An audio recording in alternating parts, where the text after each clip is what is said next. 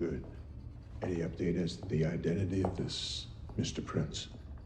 Au début, il s'est fait discret, puis il s'est révélé dans la dernière scène de la saison 2. Voici ce que vous devez savoir sur Crocodile. Tu vas m'écouter très attentivement. Tu vas l'aimer, cette histoire, c'est garanti. Bagarre, duel, torture, vengeance, géant, monstre, poursuite, évasion, grand amour, miracle.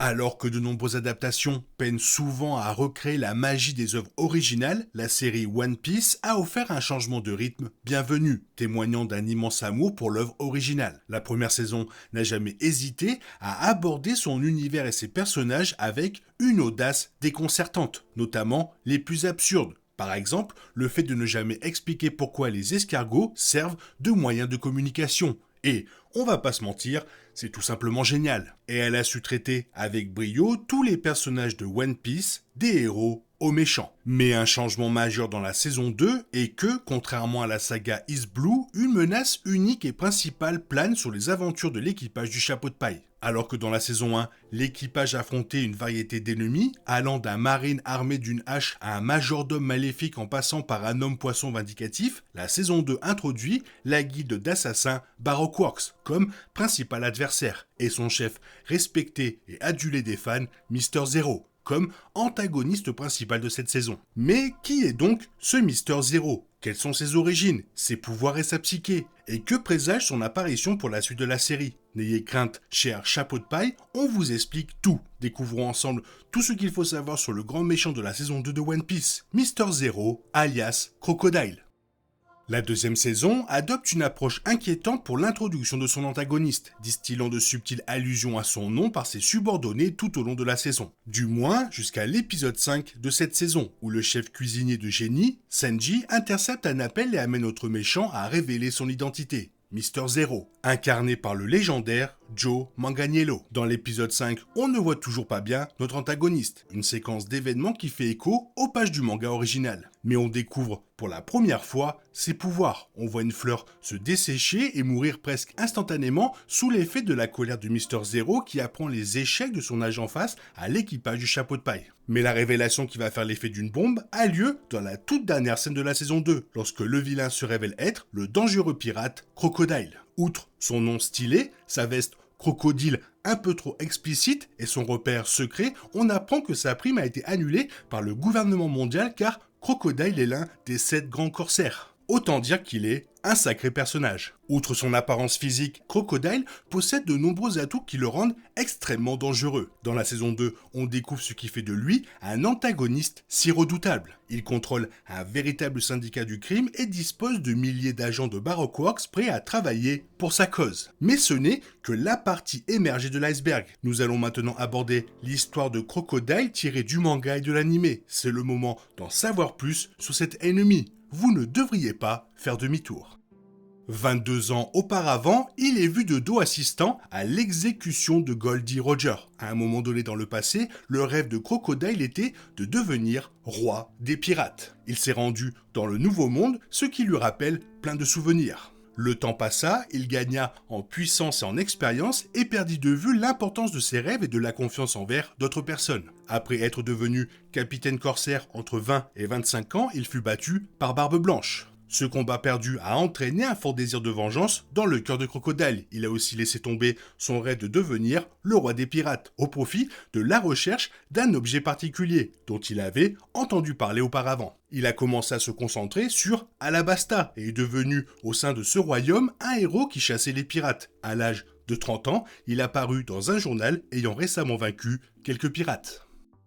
En tant que membre des 7 grands corsaires, Crocodile est un adversaire redoutable et l'un des antagonistes emblématiques du début de One Piece. Son ancienne prime s'est levée à 81 millions de berries et elle aurait au moins doublé si le gouvernement mondial avait été au courant de ses agissements. Il est presque l'antithèse de Arlong, le grand méchant de la première saison. Au lieu d'une animosité compréhensible mais mal placée envers tous les humains, Crocodile incarne le mal à l'état pur. Son statut et son alliance de façade avec le gouvernement lui confèrent l'impunité nécessaire pour commettre des crimes de grande ampleur contre le royaume d'Alabasta. Bien sûr, le gouvernement ignore tout de ses agissements, comme on le découvre dans la deuxième saison, mais compte tenu de leur accord avec Crocodile et les autres grands corsaires, il serait pour le moins embarrassant que Crocodile abuse ouvertement de son pouvoir sous leur nez. n'est-ce pas?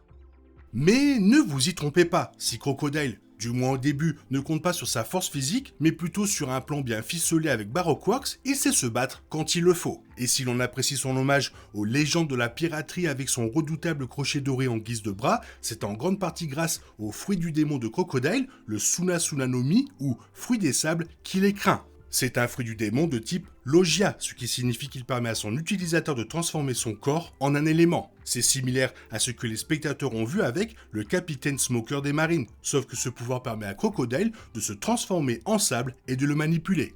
Voici les pouvoirs et les capacités que lui confère son fruit du démon. En plus d'être quasiment impossible à approcher physiquement, Crocodile a le pouvoir de déshydrater complètement tout ce qu'il touche, comme on l'a vu avec la fleur lors de la conversation avec Sanji. Ce pouvoir s'étend également aux humains, faisant de Crocodile, sans surprise, un ennemi redoutable, surtout qu'il a tendance à préférer le combat rapproché. Dans un désert, il est invincible, car il est dans son élément. De plus, il a développé ses pouvoirs au maximum, contrairement à ces imbéciles qui sont juste satisfaits d'avoir obtenu un pouvoir. Il est capable de projeter de grandes vagues de sable ou de déclencher de véritables tempêtes de sable. Ses mains ont la capacité d'absorber l'eau. Il peut réduire en poussière de grands bâtiments en absorbant l'humidité des pierres. Toutefois, comme tous les mangeurs de fruits de type Logia, il possède des points faibles. Outre les attaques imbibées de haki ou le granit marin, le sable possède un élément contraire, tout type de liquide. Toute partie de son corps qui entre en contact avec un liquide, eau, sang, perd la faculté de se changer en sable.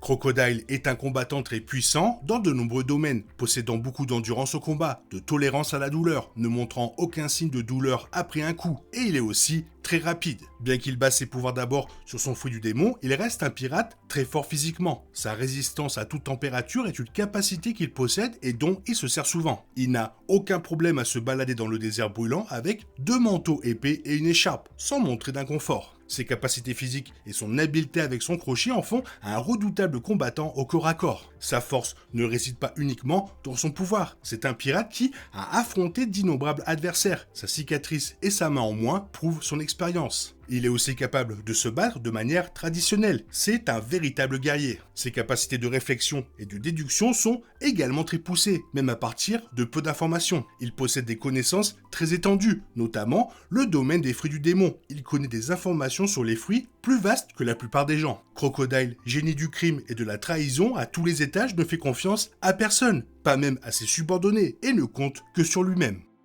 Étant donné que Crocodile a perdu sa main gauche dans un accident inconnu avant qu'il ne fasse son apparition, il a un énorme crochet doré à la place. Il a une base géante à l'endroit où il est connecté à son bras, et le crochet lui-même est fortement incurvé. Son crochet est fait d'un alliage d'or très résistant, le rendant très difficile à casser. L'alliage est assez fort pour bloquer une attaque d'un autre grand corsaire célèbre. Il est très aiguisé et peut transpercer facilement une personne. La partie dorée est en fait creuse et peut être retirée pour dévoiler un second crochet. Celui-ci est d'une couleur métallique grise et est percé de trous. Il contient un poison très concentré pouvant dissoudre la roche d'un simple contact et paralyser ses victimes avant qu'elles ne meurent d'un arrêt cardiaque. Ce poison est si puissant qu'il dégage une brume empoisonnée. Crocodile a une très haute opinion de lui et est bien trop puissant pour poser son regard sur de vulgaires pirates, qu'il balaye d'un simple revers de la main. Il est arrogant et méprisant, on ne boxe pas dans la même catégorie, est l'une de ses phrases favorites à ce sujet. De plus, c'est un homme cruel qui n'hésite pas à supprimer ses collaborateurs lorsqu'il n'en a plus l'utilité. C'est un véritable génie du crime. Malgré son rang de capitaine corsaire, il passe beaucoup de temps à élaborer de complexes machinations, toutes plus perfides les unes que les autres. Ce qui est important pour lui, c'est la puissance militaire. Il veut construire son propre empire et conquérir le monde grâce à la puissance. Il considère en outre que la faiblesse et la présomption sont 2 péchés impardonnables. De plus, il qualifie les actes de pure bravoure, comme mettre sa vie en danger en sachant qu'un combat est perdu d'avance, comme étant ceux d'un crétin fini. Crocodile a en outre pour conviction que seuls les forts ont le droit de parler de justice et d'idéaux. Les autres, en particulier la marine, ne peuvent que se morfondre dans leur faiblesse, et tous leurs discours sur la justice sont vides de sens. À la fin de la saison 2, Crocodile annonce à Miss All Sunday, Nico Robin, le lancement de l'opération Utopia. Mais qu'est-ce que l'opération Utopia dans l'univers de One Piece? Nous allons vous en raconter les prémices. Dans le manga ou l'animé, l'opération Utopia est le plan de Crocodile pour conquérir le royaume d'Alabasta et créer une utopie, rivalisant avec la puissance du gouvernement mondial. Il recherche également quelque chose qu'il croit caché à Alabasta. Pour mettre en œuvre le projet Utopia, Crocodile utilise son identité de Mister Zero et ses agents de Baroque Works pour semer le chaos et son statut de grand corsaire pour gagner la confiance de ses sujets. Crocodile accède au pouvoir en se présentant comme le sauveur d'Alabasta, alors en proie à une terrible sécheresse. Il accuse le roi, Nefertari Cobra, père de Nefertari Vivi, d'accaparer toutes les précieuses ressources. Bien sûr, tout cela n'est qu'une ruse. Crocodile est en réalité à l'origine de la sécheresse et parvient à piéger le roi Cobra grâce au pouvoir d'Afri du démon. Il a été confirmé que la saison 3 commencera à raconter l'histoire de la saga Alabasta. Il faudra donc attendre pour voir si Crocodile jouera le même rôle de méchant dans l'adaptation en live action. Le style de Crocodile véhicule un message politique plus acerbe, non seulement en raison de ce qu'il révèle sur les problèmes systémiques du gouvernement mondial, mais aussi à cause de son rôle d'acteur étranger cherchant à semer la division dans un autre pays pour son propre profit. Comme il le déclare à la fin de la saison 2, Crocodile cherche lui aussi à trouver le One Piece, mais il est convaincu d'avoir besoin de la puissance militaire d'Alabasta pour y parvenir. Il représente une version plus sombre de Luffy, qui est lui aussi prêt à tout pour devenir le roi des pirates, à ceci près qu'il n'a pas recours aux assassinats ni à une défense inébranlable des libertés individuelles. C'est pour toutes ces raisons, et bien d'autres, que Crocodile est un méchant si captivant et un atout majeur pour l'adaptation live-action de One Piece. Vu la conclusion de la saison 2 et le rôle crucial de Crocodile dans le manga et l'anime durant l'arc d'Alabasta, le retour du personnage incarné par Joe Manganiello est plus que jamais d'actualité. Et la bonne nouvelle, les fans n'auront probablement pas à attendre longtemps puisque le tournage a déjà commencé. Vous l'aurez compris, la saison 3 sera incroyable grâce à la présence de Crocodile. Ça va être énorme. Toi, qu'est-ce que tu en penses? Qu'est-ce que tu penses du personnage? Fais-le moi savoir dans la zone commentaire et comme d'habitude, bisous bisous, bye bye. T'es toujours là, toi? C'est fini. Rentre chez toi. Allez, dehors. Naï, naï, naï.